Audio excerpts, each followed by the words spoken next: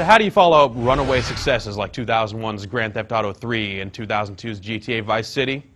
I mean, GTA created the formula and Vice City gave it that sense of style. But San Andreas takes the series to a new level by taking the action statewide and providing a delirious amount of variety in its gameplay. I'm just going to touch on a few key points here. If you're looking for the full story, I recommend reading our full review. But the one thing you need to know is this: San Andreas does a fantastic job of living up to the Grand Theft Auto name. In fact, it's arguably the best in the series.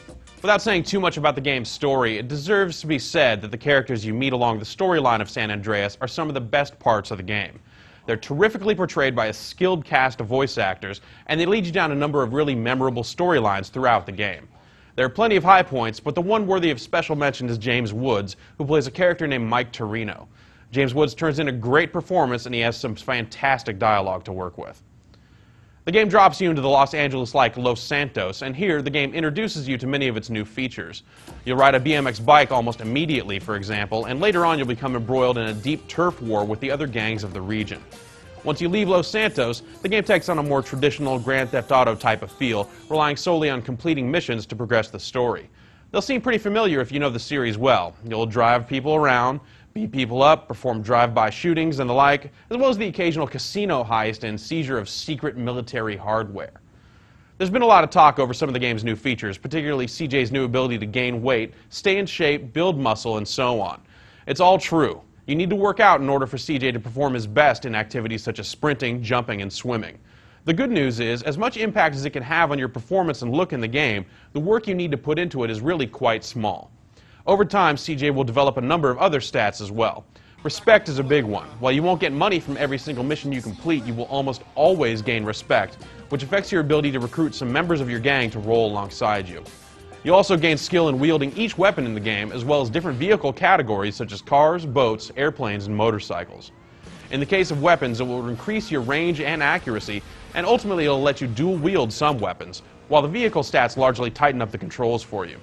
Overall, the statistics have a solid impact on the gameplay with minimal need for management, and rarely, if ever, stand in the way of progress. The gameplay in San Andreas is a lot like the previous games in the series, but in a lot of ways it's more refined.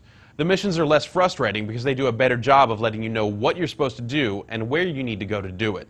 The main story arc is lengthy, and just sticking to the main plot will sign you up for a 30 to 35-hour experience. If you're one of those people that just like to learn the cheat codes and cause as much chaos as possible, San Andreas has a lot to offer you as well, though you should probably try to progress in the story far enough to open up the bridges that connect the game's three cities. The PlayStation 2 isn't getting any younger, and neither is the engine that powers San Andreas, but the developers have managed to squeeze out a little more power here, and the resulting product looks pretty fantastic. A number of effects, from the heat wash of a dry, sunny day to the gritty, film grain look of a rainy one, do a lot to set apart the game's three primary locales and the outlying territory in between.